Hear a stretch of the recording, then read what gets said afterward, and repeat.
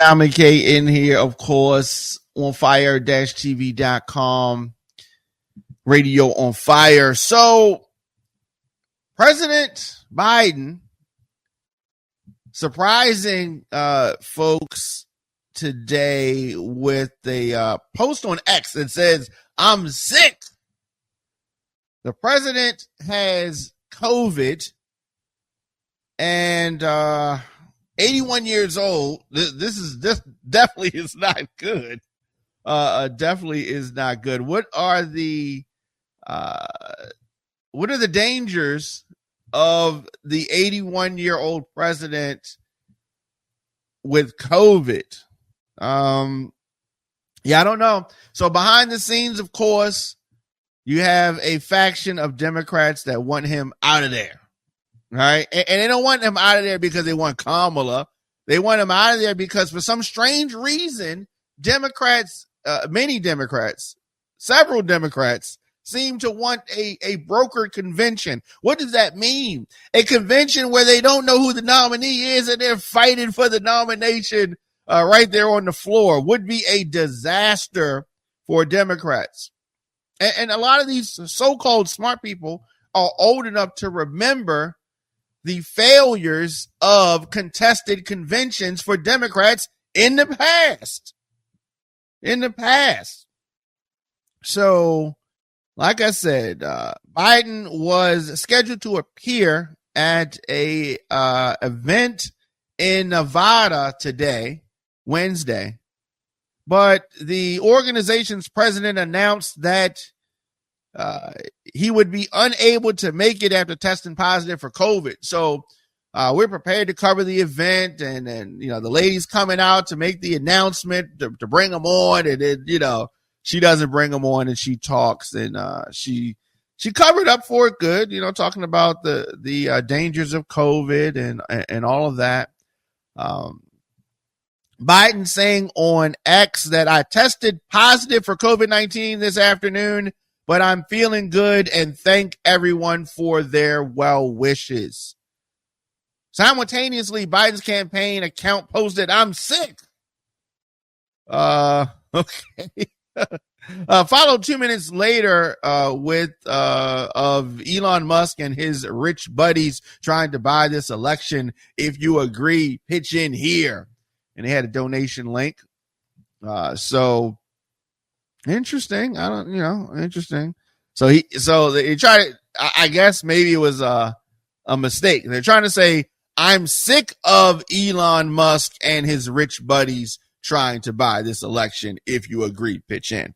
So initially it just said, "I'm sick." And then so some folks are like, "Oh my God." So, the Biden staff is saying that they hit send too quickly. And the post wasn't just supposed to say, "I'm sick." But a lot of folks are just are making a big deal about that. A lot of Democrats, that is.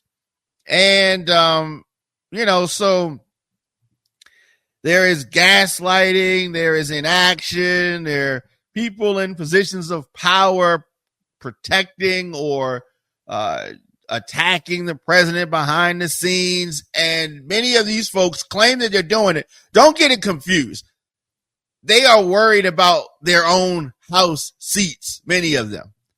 It's not anything other than the president is one thing, but what about me? What if I lose my seat? Then they want to try to blame it on Biden. Biden has faced a persistent rebellion on Capitol Hill, which is ill-advised and not smart. It's too late in the game. I've said this previously. If you are in your senior year of high school or in your senior year of college, right? And in January of your graduating year, you say, "You know what? I'm going to change schools. I don't want to graduate from this school. I don't think I can graduate. I need to transfer schools in January of my senior year."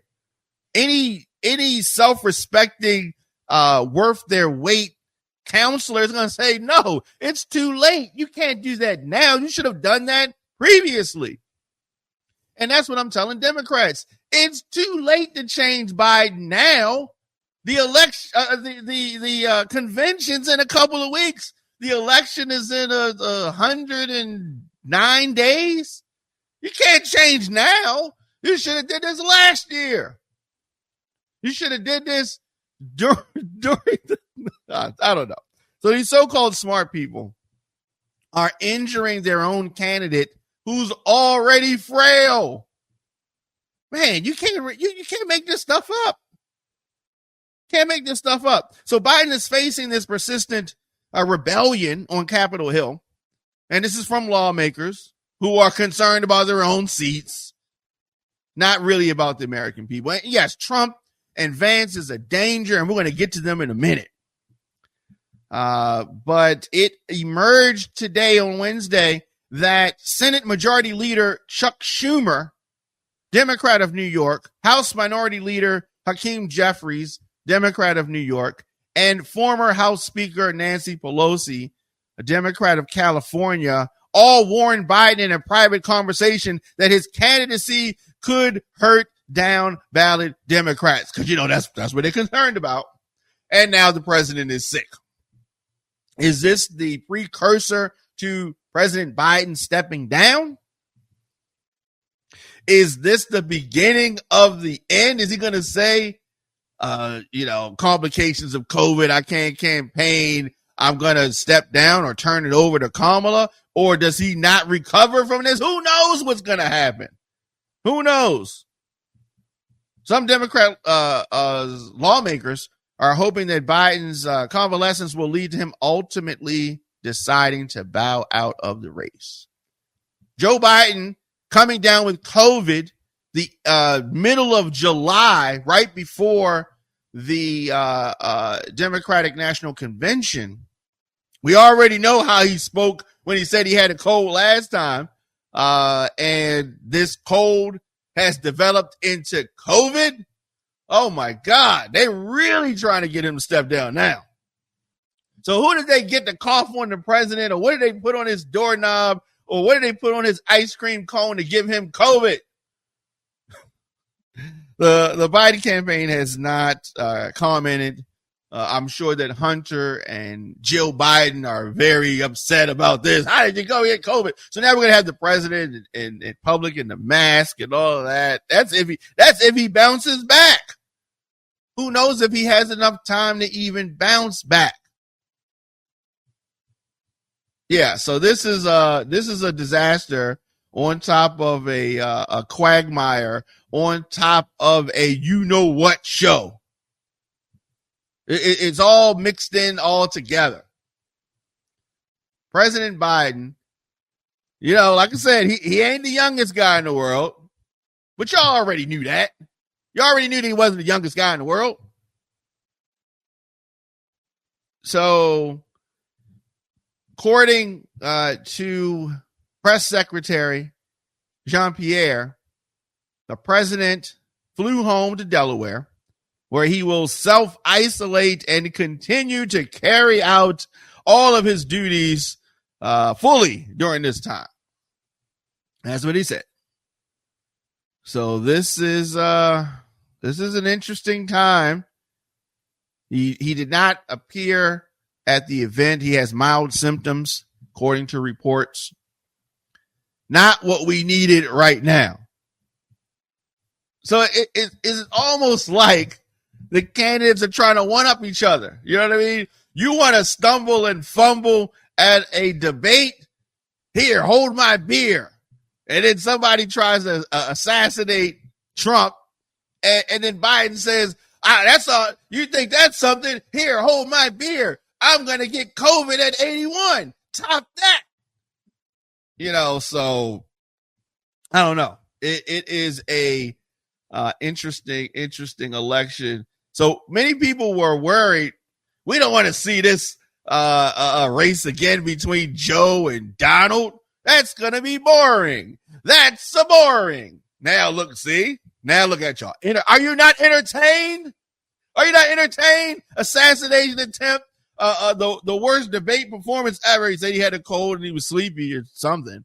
And he's older. And now the president has COVID, holding on for dear life. He may not recover from this.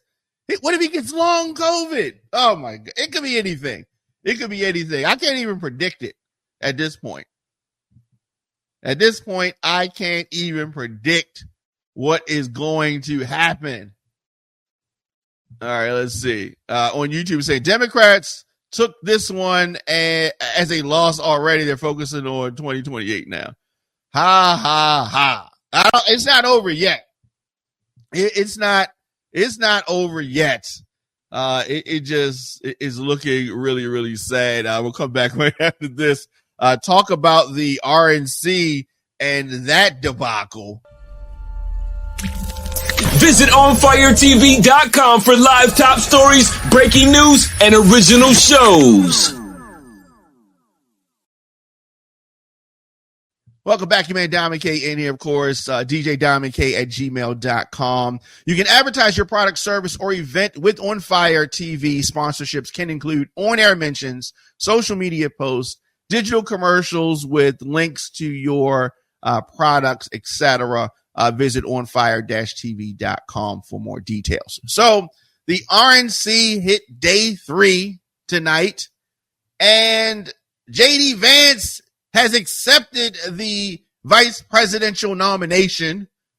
GOP is trying to shift their focus to national security. JD Vance, you want to talk about dangerous individuals, the flip-flopping. We talked about Nikki Haley's, twisting herself in a pretzel. I thought you said that Donald Trump was a menace and wasn't electable, and it was just the worst thing ever. And then she, not only her, but also Ron DeSantis getting on the stage talking about all the stuff that they said about Trump, all the greasy, slimy, he's not worthy, we can't vote for him stuff that they said, and then to turn around and kiss the ring and come on stage and talk about, remember all that stuff we said? Forget about all that stuff. Come on now. It is politics. It's one of the many things that folks get frustrated about politicians. The lying, the 360s, the 180s, y'all should have been in the Olympics. And so JD Vance, this is hilarious. Says that JD Vance is young and experienced. Wait, he's young or experienced? Which one is it? Is he young or experienced? He's been he's been there since 2023. Okay. He's experienced. He's young and experienced. Yeah. Okay. Like a first grader. Anyway, JD Vance is the selection that they made. And if you want to talk about things that someone said about the nominee in the past, JD Vance has talked so greasy about Trump. All is forgiven, all is forgotten. The Ohio senator's headlining address was his first speech as the Republican vice presidential nominee. He is a relative political unknown who has morphed into MAGA man. He wants to be MAGA man in recent years. Now, previously, he was a severe critic of Trump. Severe critic. Now, of course, supporters are going to say, well, that was before. That was before he knew him or whatever. If this is true, you're supporting someone who just speaks when they don't know or is so quick to change their mind. How can you even trust this individual? He's saying the things that you want to hear. It's like the slimy guy that tells the girl whatever is necessary to get the draws. Right? You said you were going to like me. You said you were going to treat me right. And then when he treats her bad, that was before I knew you. Now I know you, and now I know, whatever. I mean, but they're making excuses for him, and that's fine. That's cool. That's what you want to do. He says that he would not do the things that the last occupant, Pence, was scared to do. But you don't know that. He's saying that now. But if it came down to it, you don't know what he's going to do because you can't trust him. You can't trust J.D. Vance. He says whatever is necessary in the moment. Like a typical politician. He's 39 years old. He'll be 40 very soon. And he is positioned to become the next presidential leader of the Trump's political movement. Because if this doesn't work out for Trump in 2028, obviously Vance might be possibly the front runner. It's possible, but you never know. In this landscape, we don't know what's going to happen. Anything could happen. This time before, y'all thought that Pence was going to be the next guy. And look what happened to him. Has anybody seen Pence? Pence is not welcome at the RNC convention. But you know who was welcome? Threw me for a loop. Amber Rose. They had Amber Rose there. They were calling her a rapper. I guess they left off, rapper X girlfriend. She don't rap. She might rap, whatever. She does a lot of things, but I don't know. And I say, did I hear what Amber Rose said? She did her own research and it changed her mind. Amber Rose didn't do any research. Amber Rose doing research. The girl was writing on her forehead. Okay. Yeah. Okay. And I don't know where she did her research at. Did she do it in Wiz Khalifa's sock drawer? Her research. Yeah. It's very interesting. And folks, Republicans defending Amber Rose. This is the person you want to use as an example, Amber Rose. And then here's the other thing. Very perplexing. You have these candidates who come out and they do all these things, and then the very base that they're trying to get votes from completely humiliate them. So whether they're talking about Ted Cruz and things that they say about his wife, his dad, right?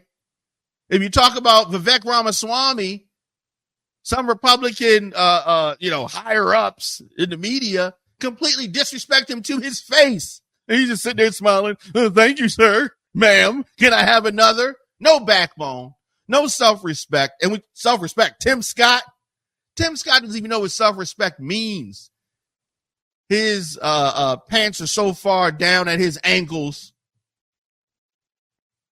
And now that he didn't get the VP nomination, is he still engaged? Or does he still have the girl on the beach that he's... It is hilarious. These people are a joke. And J.D. Vance, the things that Republicans are saying online about his wife, she's Indian, parents. And, they're so mad. Oh, those Republicans are so mad. Couldn't he find him a good old white girl? Hilarious. And when I see black people up here trying to defend most of the people that I see online, most of the supporters of Trump, the black supporters I see online, so-called black supporters, they're not even registered to vote, right? I ain't even worried about y'all. Y'all like to talk online, and y'all think that saying that you support Trump online translates to votes. That's how y'all lost in 2020. You're not even registered to vote, most of you. So it doesn't even matter what you say, really, because it's not affecting anything. Speaking of not mattering, I saw this. Many attendees are wearing the fake badge, the fake badge over their ear, like the dear leader. Right? These people look ridiculous. They look ridiculous. It is very interesting. All right. These are supporters of Donald Trump. They got this fake thing on their ear, just like Trump. Their ear is no more hurt than Trump's is. And they're wearing this. Hilarious. Not sure why they're doing this. What does it get them? Right? What does it get them? He's also selling sneakers. Trump's also selling sneakers, the assassination attempt sneakers. And some of these MAGA folks are gonna buy them. $299. He wants $299. Yes, Trump is bottom of the barrel. Bottom of the barrel. Folks don't even care. Look at this. He's selling sneakers. $299. The fight high tops. Oh my God. And some of these idiots are gonna do it. Probably Fat Joe's gonna probably come up with, buy a pair, looking ridiculous. I like Fat Joe, but whatever. So Republicans, definitely, that is what you need to do. Buy Trump sneakers. I don't know what the fascination is with imitating Trump, with the patch, the shoes, the whole debacle. Not sure what his cult supporters are getting out of this. What does it do for them? Not sure at all. But we're going to continue to follow this. Obviously, the convention is going to reach its height on Thursday with Donald Trump and his acceptance of the nomination. So that's going to be a story within itself. We're going to talk about that after it happens, obviously. So this is what you wanted. You wanted a person with the baggage that Trump comes with. You wanted that. That's what you're going to get. And we're going to see the Democrats did not bring their best candidate. The Republicans did not bring their best candidate. And it is what it is. So another part of Trump's whole debacle, the cases on all the cases. He's got the cases. Now, I will say this. His attorneys have been slick and slippery and have managed to maneuver and shift and shape shift and all this kind of stuff. So special counsel Jack Smith has appealed the dismissal of the case. What the MAGA judge dismissed that. They have appealed that in what they are calling the classified documents case. So we're going to see what happens there. This has been an interesting, it's been an interesting thing. The Supreme Court helping. It's like a single person in a 6-man tag, right? You got all these people hitting from all sides. The Supreme Court's helping. You got members of the Congress helping. You got all these different things. In my opinion, Merrick Garland is helping Trump. Yeah, I mean, there's none of this stuff. It would not even be a question if this was Barack Obama taking classified documents. There would not even been a question. Not even been a question if he didn't want to give the documents back. So Mike Pence and Biden had some documents that they say you weren't supposed to have. They give them back. Here, fine, take the documents. My bad. Trump, no, my documents. These are my documents. I can show them to whoever I wanna. Yeah, it's insane. It's insane. So I don't know. All right. So on YouTube, someone's saying that I support the USA. Biden supports other countries. All right. Let's dive into that a little bit. Okay. There is a balance between supporting other countries and supporting our own. So I don't agree with all the money that's been given to Ukraine. I don't agree with all the money that's been given to Israel. We give money to a lot of different countries, right? But those two countries in particular, too much money has been dumped in. I agree with that. I definitely think that more money should be spent at home. All right, but here's the thing. The defense contractors, they don't make no money off fixing the roads. They don't make no money off fixing infrastructure here at home, right? And a lot of our Congress people support this stuff. So you can't just blame Biden. The members of Congress that we have, they are in the pockets. They are in the pockets of the military industrial complex. They are in the pockets of the donors. And so this is all part of our problem. This is all part of the problem. So it's not just a president thing. This is a system failure. This is a system failure. It's a system failure. So we leave one conflict. They say, oh, there's another conflict over here. We can shift money over here because they don't care the winners or the losers of the military industrial complex, right? They just want to continue to manufacture weapons, and it's double dipping. Anywhere else, right? It's anywhere else, they'll recognize it, right? Catherine Pugh makes some books. Hey, double dipping. What are you doing? You're trying to sell books to the school, right? They'll recognize that. But when the U.S. government is sending our tax money somewhere else and some donors are involved, because the donors, it's all mixed in. It's like this really disgusting gumbo. Really disgusting gumbo. But Jack Smith is appealing, as he should. But Jack Smith has been getting, they talk about Jack Smith was all this. Jack Smith was all that, right? He's a so-called smart person. I ain't seen him make too many smart moves because I would not have tried that case in Florida. It makes no sense. It makes no sense. But you may say, why does it not make sense? Let me tell you why. He stole the documents from D.C. He flies them to Florida. And you try him in Florida? What? Why? Why?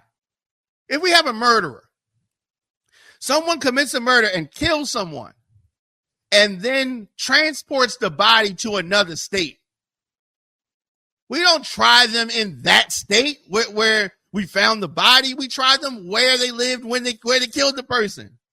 So you may say, you can't determine where the person was killed. Yes, we can. In this instance, we knew where the person was killed at. So why try them in Florida? It makes no sense. Jack Smith's not that smart. Hey, we're talking about Mueller. Mueller, he's so smart. He wasn't smart either. Because they were outplayed. They're supposed to be so smart.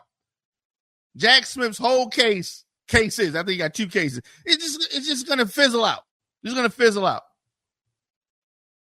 So-called smart. Jack Smith ain't going to save nobody. Jack Smith is not going to save nobody. So I'm not even have not been expecting Jack Smith to do anything that's going to be helpful or beneficial to anybody, even Jack Smith. I don't even think the stuff that Jack Smith does is beneficial to him, because after this is over with and he loses these cases, as Frank Ski once told me, you'll never work in this town again. Yes, Frank Ski told me you'll never work in this town again. He said this after I made my first record. And, Frank Ski, for those that don't know, Frank Ski was my manager when I first started in music. And he handled my bookings and those things. And I didn't listen to him about some booking issues. And he subsequently dropped me from his label and told me, you'll never work in this town again. And I was a teenager when he said it. And I hadn't done a lot at that point. He was wrong, but many times, and we cleaned things up after that. We're cool. But I'm glad that he said that because it was motivation for me. And it got me to push. I wasn't even a DJ at this point. I started DJing. I started producing after that, and subsequently then really made a name for myself after that.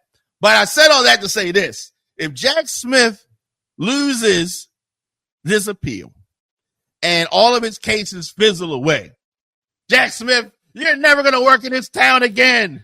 Down to D.C. That is. You better move, Jack Smith. You better move if you lose. Speaking of moving, and I also think, speaking of losing, speaking of moving and speaking of losing, Young Thug has gotten his third, let me say this again, his third judge in this case. It's so, I've never seen anything like it. This has been the longest trial in a RICO trial in Georgia's history. Not sure why this is happening. So you had the judge recused. They get a second judge.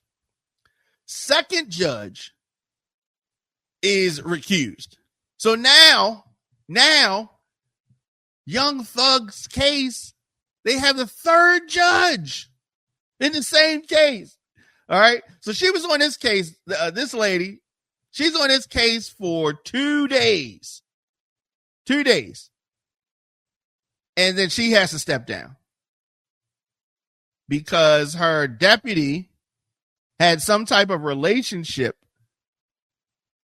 with one of the defendants. What is going on in Georgia? Like they tripping. They tripping. So she issued this order today recusing herself and asking that the case be reassigned. So she's on it. The first judge is on the case for, close to a year. And he was running that kind of, it was looking kind of crazy how he was running it. But another judge, and she's randomly selected. All right. It's not like she picked this case. They randomly selected. This is the justice system. They randomly selected. They select somebody whose employees had some type of romantic relationship with the defendant. It's so crazy. It's so crazy. Okay, it is absolutely crazy. It is so crazy. And so let me see what's saying on YouTube. No, man, Diamond K is a Baltimore legend, bro. We all love you. Different opinions, but all love. Absolutely, yes. Our politics can be different. Music is universal. Music is universal. So to my MAGA, my MAGA brothers and sisters, yes, we disagree on politics all day, every day. But we can definitely agree on good music, right? We can agree on music. Music brings people together. So I definitely agree with that. And let me see what else we got here. Midlife Bro Logic says Biden ain't coming back from this. He may not. Says this is how Biden is getting out. Maybe it is. We're definitely going to see what happens after that. So Young Thug, as I said, has this case going on. And this is the new judge. Hopefully nobody that works for her screwed none of the defendants. But the criminal trial in Atlanta is going through judges. Ain't going to be no more judges left. What happens if they go through all the judges? Does that mean the case gets dismissed? Because of, we ran through all the judges. We ran through all the judges. So this is the latest judge. Hours after the Fulton County Superior Court Judge Ingram recused herself. Of course, this is less than a day after she had been assigned to the case in the first place. We were talking about, I'm thinking he's going to come home, on bail or something. And then now we have Judge Paige Reese Whitaker. She is the new judge. She's the new judge. They got to let this man come home, right? Because this is crazy. I've never even heard of nothing like this. When YouTube is saying that Young Thug's coming home, maybe not for long, but he's going to be a mistrial or retrial. It's got to be something at this point. This is another case of Fannie Willis. And I like Fannie Willis. If I met Fannie Willis at a party back in the day, I might have smashed. But you know, I mean, it's possible. If I caught her on the right day, it could have happened. Crazier things have happened. Yeah. And so this Young Thug trial, it has been one of those things that has, I don't know. It is every now and then we get those kind of trials that like the OJ trial. It's just next level. It's just next level. And this is one of those kind of trials, the Young Thug trial. How does it end? Does Young Thug come home? Does he beat this? Can he beat this charge? Can Young Thug beat this charge? I hope so. At this point, he's been on trial so long, I didn't forgot what he's on trial for. Right?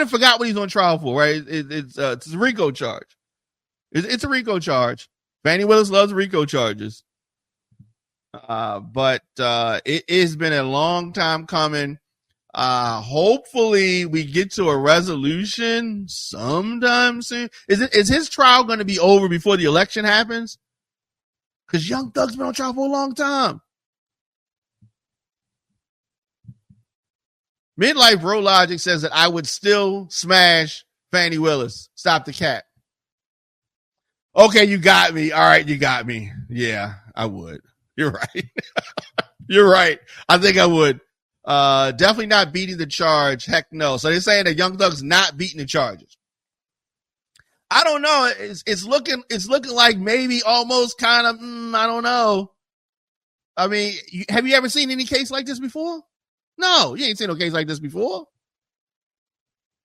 I don't know.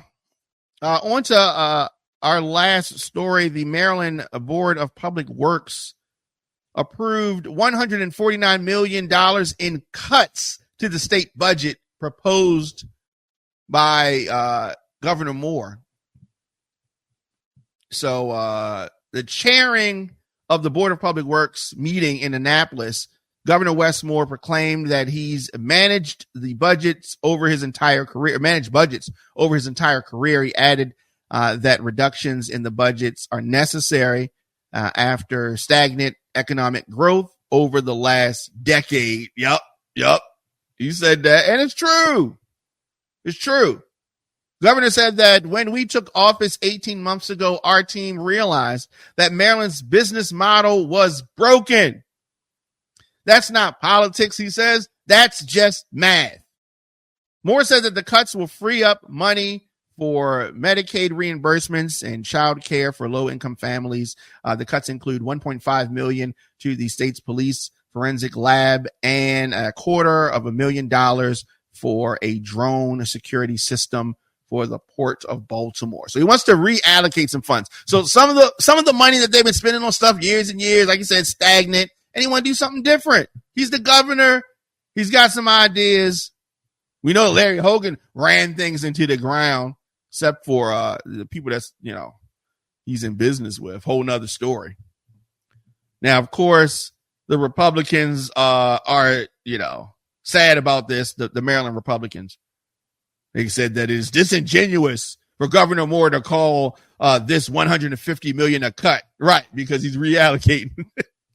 When you look beyond the cleverly orchestrated headlines, he says, you will not find a $150 million decrease in overall state spending.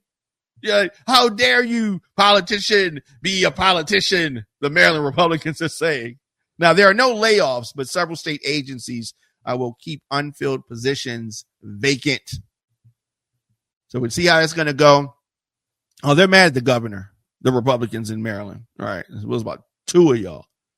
Right. They're mad. Governor Wes Moore has really raised his profile in recent time. He's raised his profile. He's doing his thing. He has aspirations outside of Maryland. Yes, he does. He does. I think he's trying to run for something at 2028. He's somebody that we need to look at because I think he's got some plans outside of this. Now, of course, I'll be back here tonight, 6 p.m. for the Diamond K Show. definitely check us out. Anywhere you get your podcasts, just search the Diamond K Show. I will be back, as I said, tonight. And I said, name one person who ever beat a Rico. I don't know. I can't think of anybody right off the top of my head. I'll let you know. Midlife Bro Logic said that Moore is going to be president soon. I agree with that. Westmore has he's got the intangible. Saying that Republicans want all the money. Yeah, Republicans definitely want all the money. They want all of the money. They want all the money. All right, so it's been fun, and I will be back before you know it. I will be back in my Schwarzenegger voice. Been fun.